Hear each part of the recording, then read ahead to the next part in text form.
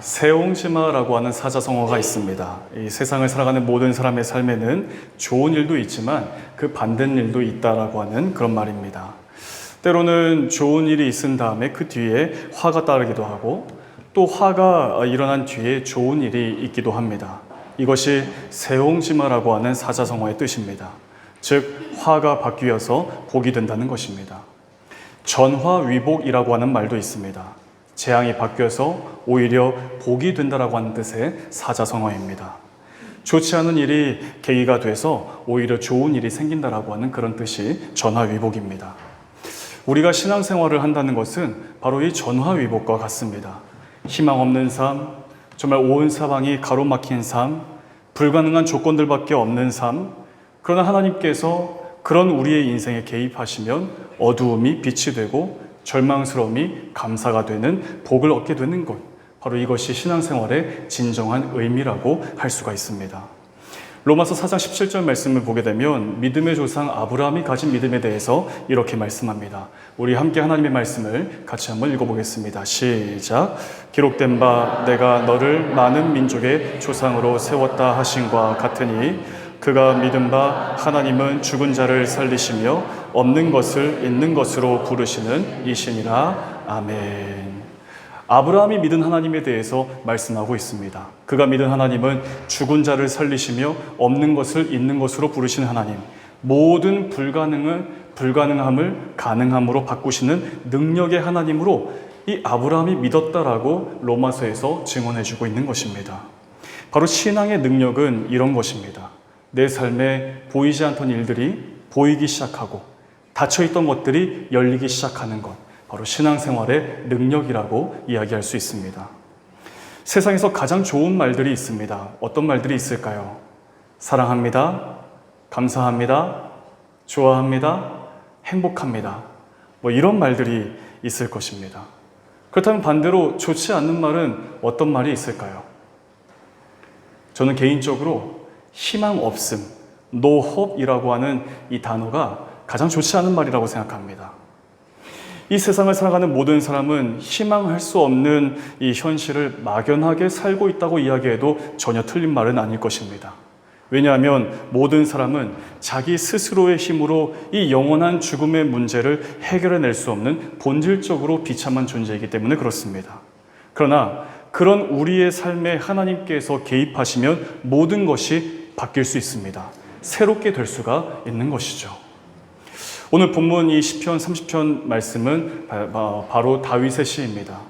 구약 학자들에 의하면 이 시는 다윗이 아주 혈기왕성했던 젊은 시절에 썼던 이 시가 아니라 노년기에 이제 곧 하나님의 부르심을 받게 될 그때에 쓴 시라고 추정하고 있습니다.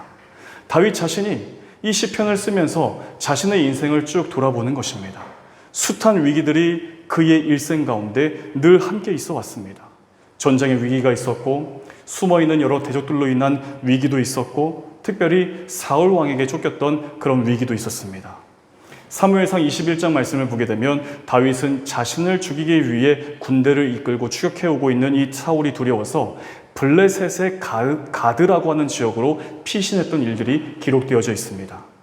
다윗은 살기 위해서 그 지역의 가드 왕과 그리고 블레셋 신하들 앞에서 정상이 아닌 것처럼 하면서 문짝을 고양이처럼 마구마구 긁거나 수염에 침을 흘리는 등 미친 척하기도 했습니다. 다윗의 일생에서 가장 불행스러운 일은 자기 자식들에 의해서 죽임을 당할 뻔한 일들일 것입니다.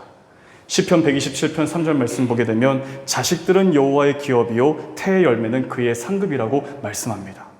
자식들보다 더 귀한 것이 어디에 있을까요? 그러나 그런 자식들이 자신을 향해 칼을 들기도 하고 자식들끼리 서로가 서로에게 칼을 겨누는 일들을 보면서 다윗은 얼마나 이 허망함을 또 불행스러움을 느꼈을까요? 역대상 21장 말씀 보게 되면 다윗이 인구조사를 감행한 일에 대해서 기록해주고 있습니다. 왕으로서 자신의 나라의 인구조사한 것이 무엇이 잘못일까요? 그렇게 해야죠, 사실은. 그러나 하나님께서는 이 인구조사를 감행한 다윗 그 마음의 중심을 보셨습니다. 이스라엘 나라는 매년 아비벌이라고 하는 연초마다 이 대관식 행사를 거행했습니다. 이 대관식이라고 하는 것은 취임식과 같습니다. 새로운 대통령의 취임식입니다. 새로운 왕의 취임식에서 그 왕의 머리에 관을 씌워주는 것, 바로 대관식입니다. 그런데 이스라엘은 매년 초마다 대관식을 거행했는데 그 이유는 이스라엘 나라의 진정한 왕은 저 사람 왕이 아니라 하나님이십니다 라는 고백을 하기 위해서였습니다. 이 고백은 이스라엘의 왕을 포함해서 온 이스라엘 백성들이 그 사실을 하나님 앞에 노래하면서 예배하면서 그 사실을 인정했습니다. 그런데 다윗이 인구조사를 감행한 것은 그의 마음에 내가 이토록 위대한 왕이다. 내게는 이만큼 강력한 군사력이 있다. 이 인구조사를 통해 자신의 치적을 내세우고 그리고 군사력을 의지하려고 하는 교만한 마음, 바로 그 중심을 하나님께서 보신 것입니다. 그 죄의 결과로 하나님께서 온 이스라엘에 징계를 내리시는데 세 가지 징계 중에서 한 가지를 고르라고 이야기하십니다. 첫 번째는 3년 동안 이스라엘에 기근이 있을 것이다. 두 번째는 석 달 동안 적군의 패해서 적군에게 쫓김을 당하는 것. 세 번째는 전염병이 사흘 동안 이스라엘에 유행하는 것. 이 세 가지 중에서 세 번째 재앙, 즉 전염병이 이스라엘 온 지역에 내려지게 되면서 그 즉시 이스라엘 백성들 7만 명이 그 자리에서 희생당해버리고 만일이 기록되어져 있습니다. 이런 모든 순간들을 기억해 보는 것입니다. 이제 하나님께서 자신을 곧 부르실 텐데 시편 30편의 말씀을 기록하면서 자신의 일생을 돌아보는 것입니다. 때로는 원수들로 인해, 또 때로는 자신 스스로의 씻을 수 없는 죄악된 모습들로 인해 결코 일어설 수 없고 회복될 수 없는 그런 삶에 불과했지만 하나님께서는 그런 다윗과 여전히 함께 하시면서 그의 모든 죄와 허물들을 용서해 주시고 그의 일생을 하나님께서 은혜를 주셔서 하나님 앞에 쓰임받으며 살아왔다는 사실을 고백하고 있는 바로 이 시가 오늘 이 다윗이 쓴 시편 30편의 시라고 할 수가 있는 것입니다. 다윗은 11절에서 이렇게 노래합니다. 우리 11절 말씀을 다 함께 읽어보겠습니다. 시작. 주께서 나의 슬픔이 변하여 내게 춤이 되게 하시며 나의 베옷을 벗기고 기쁨으로 띠띠우셨나이다. 아멘. 주께서 나의 모든 슬픔, 내 인생에서 지울 수 없는 모든 슬픔을 기쁨으로 바꾸셨습니다라고 고백하는 다윗입니다. 이 고백은 그저 입술에서만 맴돌고 있는 그런 고백이 아니라 자신의 인생의 전체를 통틀어서 터져나오는 고백이 바로 이 고백입니다. 사랑하는 성도 여러분, 하나님의 부르심의 은혜를 입고서 예배하는 공동체를 이루고 있는 우리는 바로 슬픔이 기쁨이 되는 은혜를 입은 자들입니다. 아직 내 삶에는 문제가 그대로인데 아직도 여전히 내 마음을 캄캄하게 하는 이 일들이 내 삶에 산적해 있는데 이게 무슨 말이지? 라고 할 수 있습니다. 그러나 그 정도가 아닙니다. 우리는 영원히 죽을 존재였습니다. 영원한 슬픔에 빠져야 마땅할 존재입니다. 그러나 그런 우리의 삶과 여전히 함께 하시는 하나님이십니다. 독생자 예수 그리스도를 이 땅 가운데로 보내셔서 예수님께서 흘리신 그 보혈을 통해 우리 모두는 영원한 기쁨을 은혜로 허락받은 것입니다. 그러므로 오늘 예배를 드리기 위해 함께 이 자리에서 예배 공동체로 서 있는 우리 모두는 기쁨의 공동체입니다. 우리에게 영원한 생명을 주신, 그 영생을 주신 하나님 앞에 기쁨의 고백을 올려드려야 마땅할 공동체다라고 하는 사실입니다. 오늘 이 시편 30편 말씀을 함께 나누면서 우리의 모든 슬픔을 기쁨으로 바꾸시는 그 하나님을 인격적으로 만나시기를 바라고, 그래서 다윗처럼 우리의 모든 삶을 통해 기쁨의 고백, 감사의 고백으로 하나님과 함께 살기를 다짐하는 오늘 이 예배 시간 되시기를 주님의 이름으로 축복합니다. 오늘 본문 1절부터 3절까지 말씀을 같이 한번 읽겠습니다. 시작. 여호와여, 내가 주를 높일 것은 주께서 나를 끌어내사 내 원수로 하여금 나로 말미암아 기뻐하지 못하게 하심이니이다. 여호와 내 하나님이여, 내가 주께 부르짖음에 나를 고치셨나이다. 여호와여, 주께서 내 영혼을 수월에서 끌어내어 나를 살리사 무덤으로 내려가지 아니하게 하셨나이다. 아멘. 다윗은 1절 말씀을 시작하면서 내가 주께 높일 것은, 내가 주를 높일 것은 이라고 고백합니다. 그러면서 자신이 하나님을 높일 수밖에 없던 그 이유에 대해서 고백하기 시작합니다. 우리가 다윗의 여러 시편들을 봅니다. 그 말씀들을 통해 묵상하고 또 힘을 얻기도 하고 위로를 받기도 합니다. 그런데 이 시편들을 통해서 반드시 주목해야 할 모습이 있습니다. 그것은 다윗에게는 변함없이 일관된 모습이 한 가지 있다는 사실입니다. 그것은 자신이 어떤 상황에 처해 있어도 하나님을 찾았다라는 사실입니다. 즐거운 일이 있고 기쁜 일이 있을 때 하나님을 찾으면서 하나님께로 나아가 기쁨의 제사, 감사의 제사를 올려드렸습니다. 반대로 그의 삶을 슬프게 하고 힘겹게 하는 이 위기 속에 있거나 또한 대적들, 이 원수들에게 쫓김을 당할 때도 다윗은 여전히 하나님을 찾았습니다. 그리고 하나님 앞에 엎드렸습니다. 때로는 정말 숨죽인 듯한 아주 조용한 그런 모습으로 하나님 앞에 엎드리기도 했지만 2절에서 내가 주께 부르짖음에라고 하는 이 표현처럼 큰 소리로 하나님 앞에 내가 너무 억울합니다.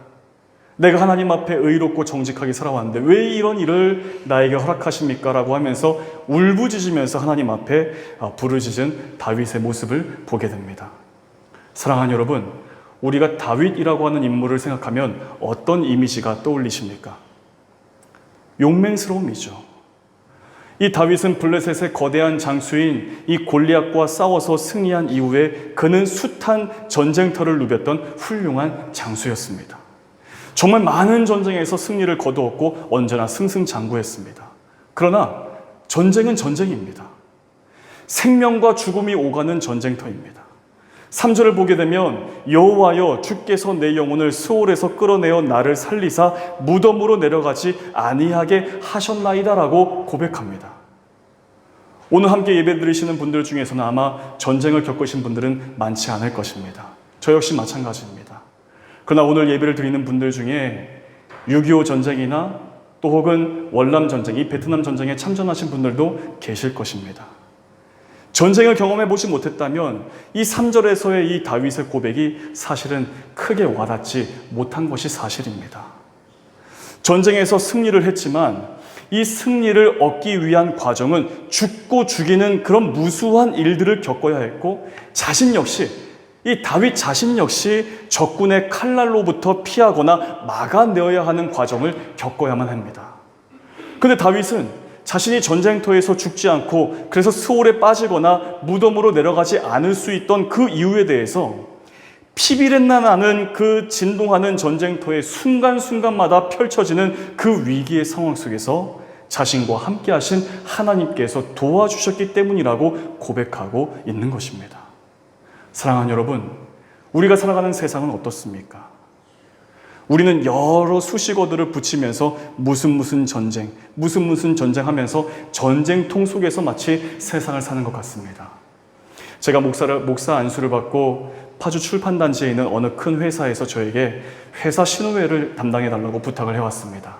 그래서 한 2년에서 3년 정도 제가 그 신우회를 담당을 했었는데 첫 번째 신우회 예배를 인도하고 나서 그 신우회 임원들이 저에게 회사를 소개해 주겠다고 이렇게 안내를 해준 적이 있었습니다.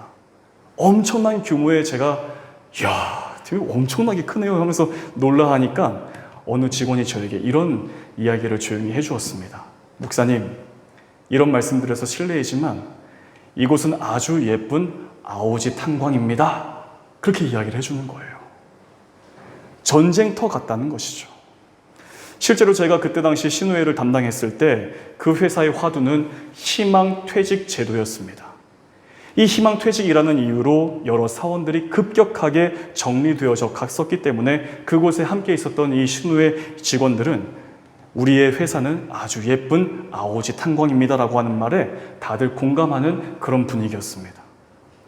얼마 전에 동안교회 어느 목사님께서 저에게 전화를 주셨습니다. 이 발리에서 이루어지고 있는 선교 사역에 대해서 뭔가를 이야기해 주시기 위해서 전화를 했는데 그 전화 내용보다 코로나에 걸렸다고 하는 거예요. 이 시기에. 그래서 저에게 이런 말씀을 해주시는 거죠. 목사님, 건강 잘 지키는 게 제일 중요합니다. 몸 조심하십시오라고 이야기를 해주셨는데 그 말이 제 마음에 아주 오랫동안 닿았었습니다. 그러면서 자연히 지난 3년간 몸과 마음으로 또 우리의 삶을 부딪히면서 겪었던 이 코로나 때가 생각났습니다. 지금은 전혀 그런 분위기가 아니지만 지난 3년 동안 우리 모두는 코로나 팬데믹 상황을 겪었습니다. 그때 당시 어떤 신문 기사에서는 이런 기사 제목을 뽑아낸 것을 제가 기억합니다. 코로나 팬데믹과의 전쟁을 하고 있다. 틀린 말이 아니죠.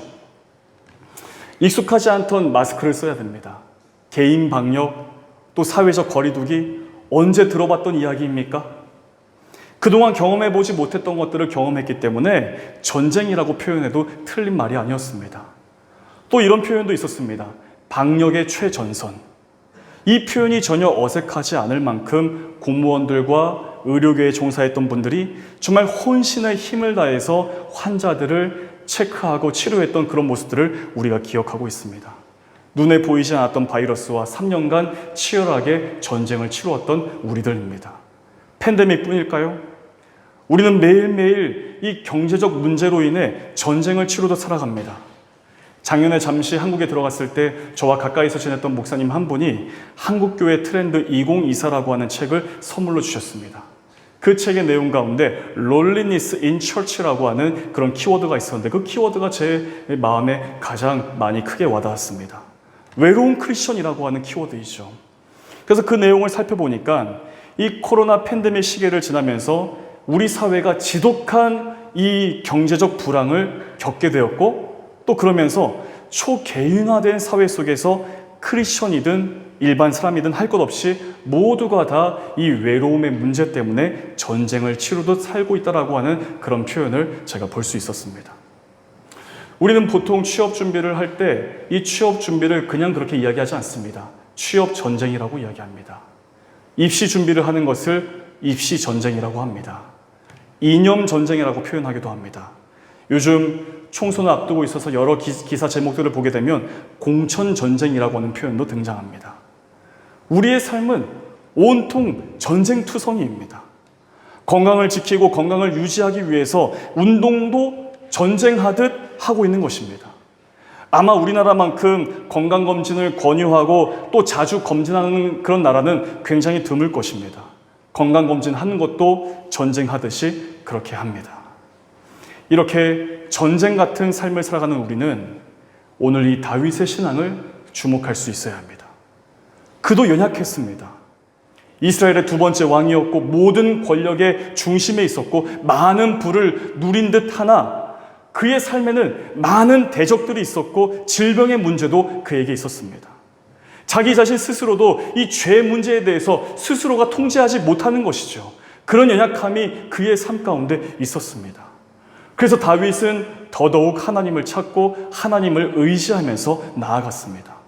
다윗의 삶 가까이에서 함께 하신 하나님께서는 이 다윗이 스올로 빠지지 않도록 무덤으로 내려가지 않도록 그의 삶을 보호하셨고 하나님을 찾고 하나님께 부르짖는 소리를 들으시고 하나님께서는 그의 삶을 도우셨습니다. 우리의 삶 역시 마찬가지입니다. 문제가 생기면 그 문제를 우리 스스로 움켜쥐고 있을 이유가 전혀 없습니다. 오히려 그 병적인 문제를 움켜쥐고 있으면 더 큰 병이 됩니다. 마음의 병이 육신의 병이 되기도 하고 그 육신의 병이 우리의 영혼까지 병들게 만들기 때문에 문제를 우리의 삶으로 움켜쥐고 감추어둘 이유가 전혀 없습니다. 하나님을 찾아야 하는 것입니다. 그리고 하나님께 그 어디에서도 꺼낼 수 없었던 그 내용들을 기도를 통해서 하나님께 말씀을 드린 것. 내 가정의 문제, 내 개인의 문제, 내 삶을 짓누르는 모든 문제들을 맡겨드릴 수 있는 믿음이 우리 가운데 있어야 한다는 사실입니다. 몇 주 전에 저에게 아주 오랜만에 연락을 주신 분들이 있었습니다. 제가 동안교회에서 교구 목사로 사역을 할 때 제가 담당했던 그 교구의 성도 부부였습니다. 이 부부가 결혼한 지 얼마 안 됐을 때 신혼부부입니다. 어느 날 갑자기 아내가 림프종암에 걸려서 병원에 갑자기 입원했다는 소식을 저에게 알려왔습니다. 그래서 급하게 병원에 찾아가서 신방하고 기도하였고 또 이후에 항암 치료 이 과정을 겪는 이 어려움이 그 가정에 갑자기 생기고 말았습니다. 당시 남편께서는 교회에 출석하고는 있었지만 거의 불신자에 가까웠습니다.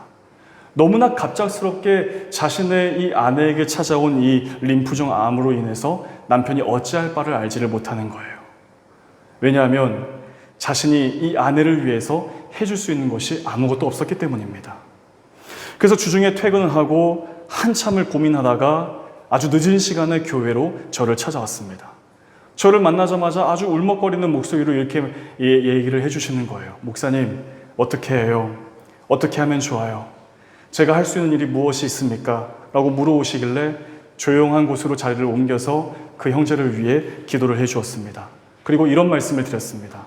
성도님, 믿음은 하나님께 지금 우리의 모든 상황들을 맡겨드리는 것입니다. 어려울 수 있겠지만 이 일을 통해서 진정 믿는 자가 되시면 좋겠습니다라고 말씀을 드렸습니다. 그렇게 저도 안타까운 마음으로 그 가정을 위해서 기도하고 그 형제도 자기 아내를 위해서 할 수 있는 대로 열심히 기도를 해왔습니다. 그리고 어느 날 이 자매 성도님이 병원에서 퇴원을 하고 남편과 함께 교회로 저를 찾아왔습니다. 목사님, 기도해 주신 덕분에 병원에서 결과가 좋다고 이야기합니다. 너무 감사합니다. 그런데 목사님, 기도 한 가지만 더 부탁을 드리고 싶습니다. 저희 아이를 가지고 싶습니다. 그런데 병원에서는 제가 임신을 하게 되면 저도 또 체중이 생길 아이도 어려움이 생길 수 있다는 이야기를 해서 걱정입니다. 그래서 그 말을 듣자마자 기도해야 되겠다는 생각에 목사님을 찾아왔습니다. 목사님, 기도 부탁을 드립니다. 그리고 나서 얼마 있다가 임신을 한 거예요. 그리고 10개월 동안 함께 저도 같이 기도하면서 서로의 안부를 확인했습니다. 그동안 저는 발리 파송 준비를 하고 있었고 11월 한 달 동안 여기에 와 있었는데 여기에 있는데 전화가 온 거예요. 목사님, 한국에 언제 오셔요? 그래서 한국에 들어가서 제가 발리로 파송받던 그 주일날 만나기로 약속하고 그 가정의 부부와 또 양가의 부모님들 그리고 아이와 함께 저를 만나러 왔습니다.